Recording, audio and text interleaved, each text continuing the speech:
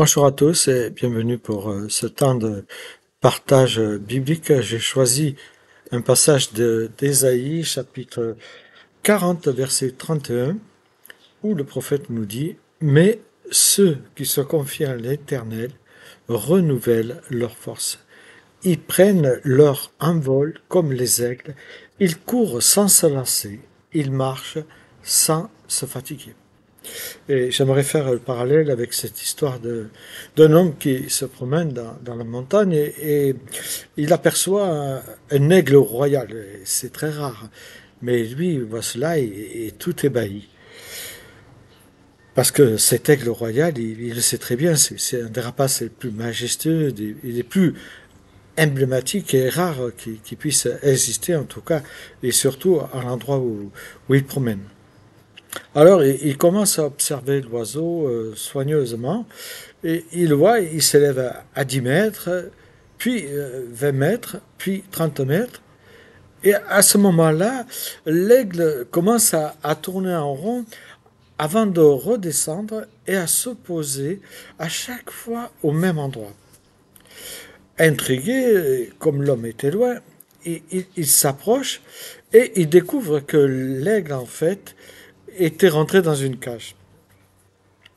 Tout de suite, il comprit pourquoi cet aigle ne volait pas plus haut, car en regardant de plus près, il voit qu'il a une corde et que cette corde fait certainement 30 mètres, celle qui est attachée à sa patte, et justement qui l'empêchait de monter plus haut.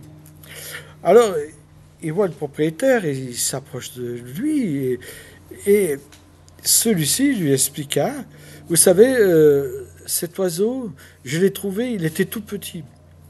Je l'ai élevé et lui ai attaché tout de suite, dès son plus jeune âge, une corde à sa patte. Mais cet aigle royal m'appartient. Alors l'autre homme s'indigna et lui dit: Mais monsieur, vous ne pouvez pas garder un tel aigle royal attaché comme ça. Un aigle, ce n'est pas fait pour vivre dans une cage, ni pour voler seulement à 30 mètres du sol.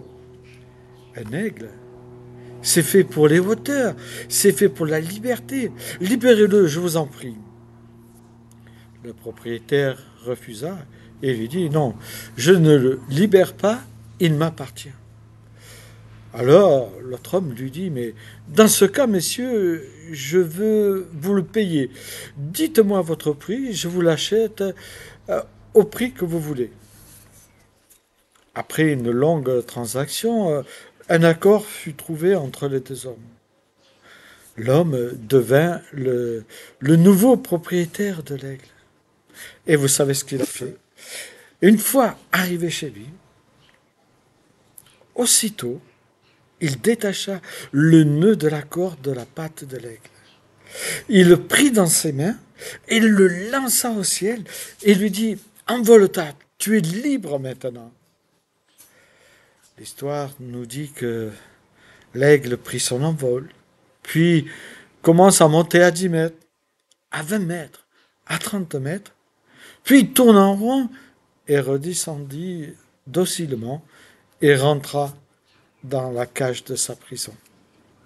Vous savez, cet aigle avait tellement été conditionné dans sa tête par une corde qui était attachée à sa patte depuis si longtemps qu'il n'avait pas conscience que quelqu'un avait payé pour lui et qu'il lui avait coupé la corde qui était à sa patte. Et ça nous rappelle que c'est exactement ce que Satan peut faire et veut faire avec toi. Il essaie de te faire croire que tu ne pourras jamais t'envoler. Il veut te faire croire que tu es resté prisonnier dans ta cage avec cette corde à ta patte. Pourtant, Dieu nous dit que tu es un aigle. Tu es fait pour les hauteurs. Tu es fait pour voler libre et haut.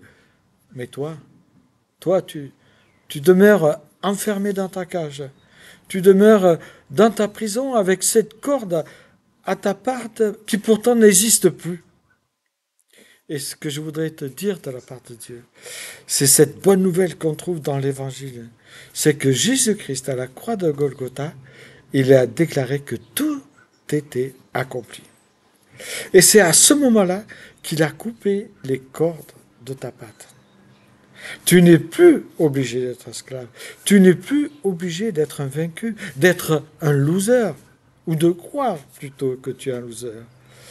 Alors, peut-être que tu te demandes, mais comment vaincre, Seigneur? Comment vais-je faire? Je n'y arrive pas. Comment tu vas faire?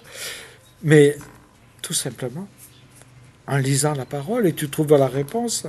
Et dans la parole, tu verras, nous pouvons combattre par nos propres forces, mais par la puissance du Christ. Par sa victoire à Golgotha, tu peux être libre et sortir de ta cage sans avoir aucune corde à tes pieds pour t'envoler auprès des hauteurs que Dieu veut t'amener. Car il est écrit, si le Fils vous affranchit, vous serez réellement libre. Bonne méditation.